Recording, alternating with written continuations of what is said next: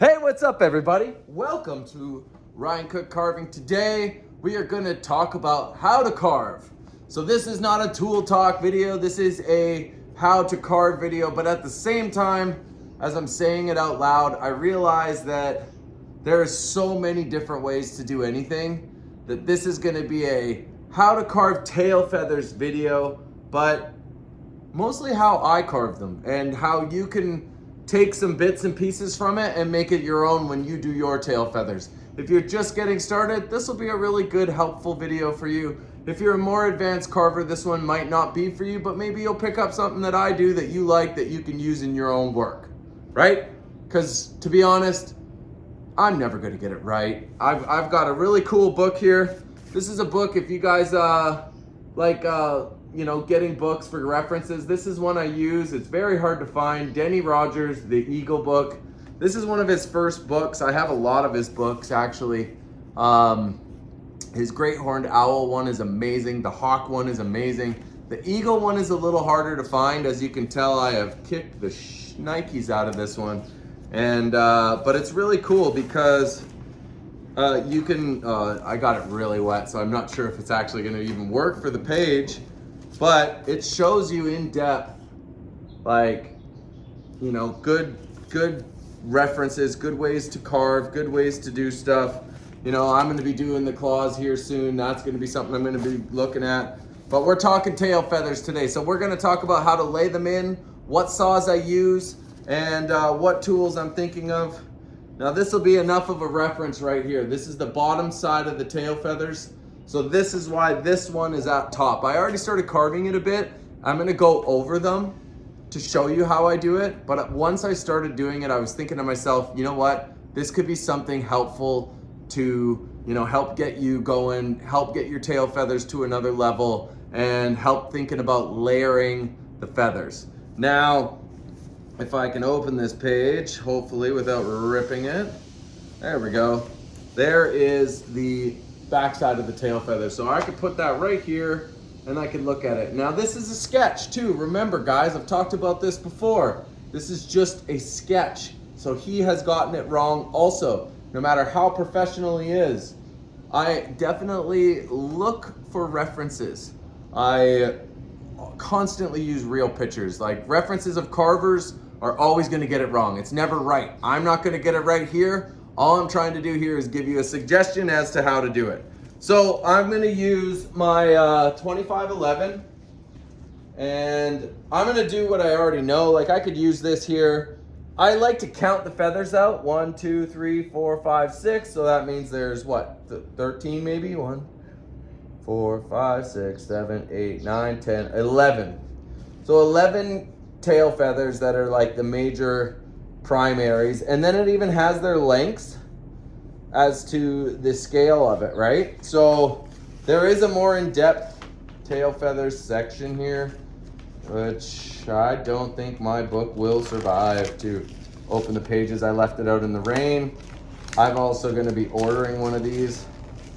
I would love to get these for the website, but we're going to use this one because this is the best angle. So this one is the top and then they suck in underneath. So that's what I was thinking. So what I'm gonna do here is I'm gonna go on this side. We're gonna do it, all right? I'm gonna show you right now how I do it. And it's simple and it's fast and it's effective. I mean, it's not super perfect. If you wanna do it perfect and get it right, absolutely take your time, go for it. Right now, we're just getting her done. So we're gonna go like this, take my 2511 2511 with an 8-inch dime tip bar. If you have a 12-inch bar, you can do it. If you have anything that's kind of like good for with a dime tip or quarter tip, should be able to do this. What I like to do is I'll run it on this side, which is my left side down, and then when I'm on the right side is down because I'm going to be dragging it. You'll see already here with the light is perfect today because the light, my new shop is just fantastic for this stuff. It shows the shadows. So the saw has already kind of laid in the next one and it'll do it here. So you'll see that here. So let's do it. We'll start it up.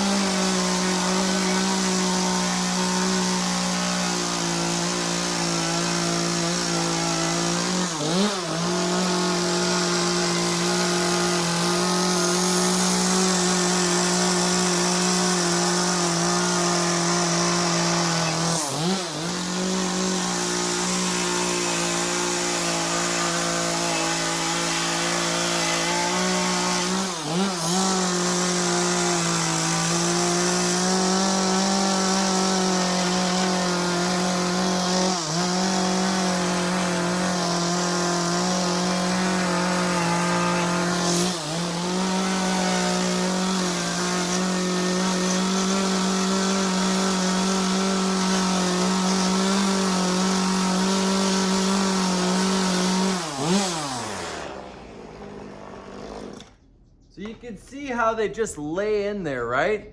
It's cool. Like you use your saw and just imagine where it's coming into the body. That's what I always think. And then there's a layer of feathers that's gonna go here. That's gonna be enough to, you know, I'll start back here and then I'll work my way up to the back. I'll leave this wide for my attachments here. And then I'll just kind of like start shaping it in. Then when I flip this bird over, I've got a lot of weight to remove in here. So I'm not gonna do that right now because it's gonna take me too long. But now I have my feathers and there's so much wood in here that I now can go, okay, I can get rid of all that, lighten it up big time, and then go the opposite way, because this is gonna be the over feathers and then they're gonna come in and out the opposite way from the other side.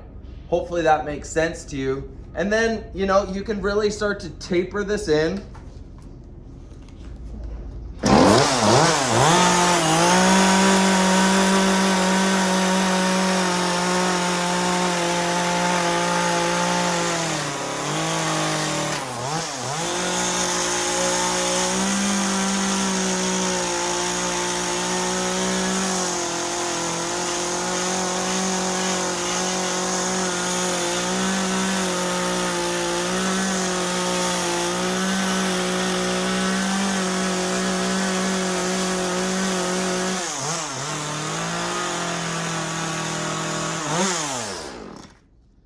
From there, you can do whatever you want. You could sit there and Dremel it. You could do feathers. You could do, or not feathers, each individual quill. You could do each individual thing.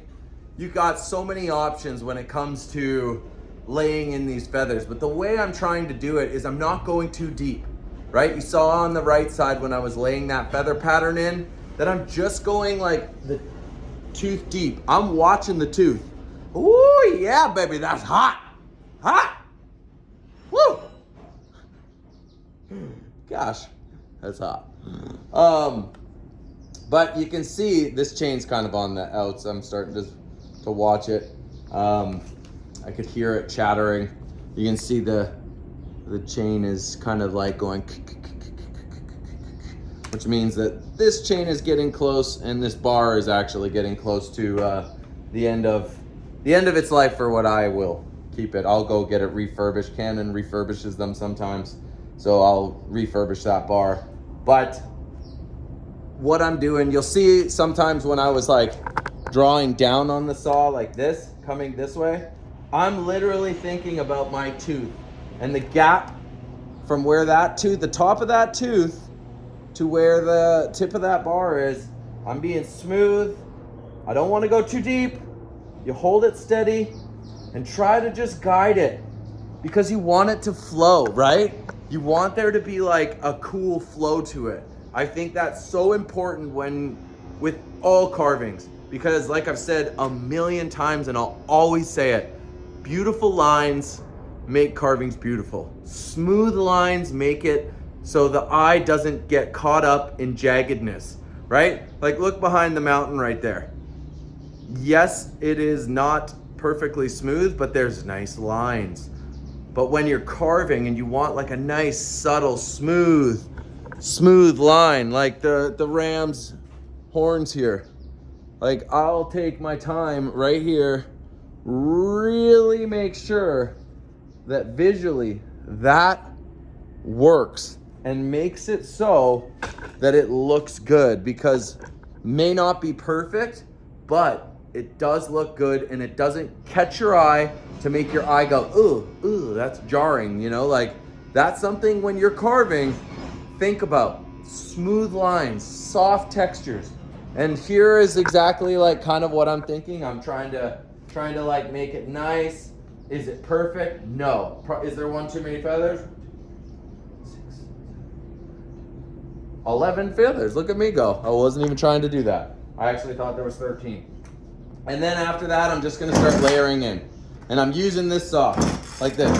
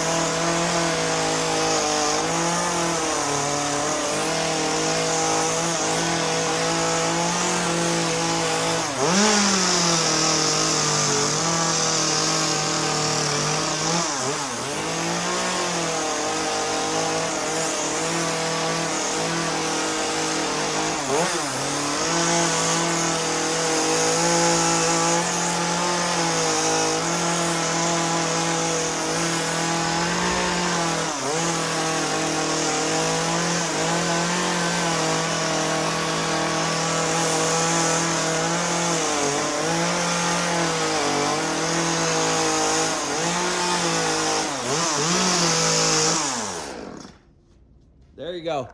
So that kind of gives you an idea of how I'm using the tip of my saw, and it's just a suggestion, right? This is just suggestions. I'm not gonna say it's how to carve. Sure, the title's gonna be like how to carve this because, well, I don't know. I guess that's like what people wanna learn is how to carve this. But in my opinion, I think it's how to carve, how I carve it. How I suggest you could try it, and how I suggest you try to make it better than I do. You know, if you got the time, use your Dremel, use your angle grinder, use your sander. And then when you do afterwards, you could like literally just get you could go as far as using the roto saw and start like individually like laying in the feathers, you know? You could do this the whole time. Look how fast that is. It would work perfectly. The detail is up to you. The ideas are up to you. And all I'm gonna be doing over the next little while is when I'm carving and I see something that I think would work as to maybe helping you guys, that's what I'm gonna do. It's gonna be lots of one take long videos like this. 13 minutes of instructions and then we're out. So thank you so much for watching. Hope you have a great day. Later.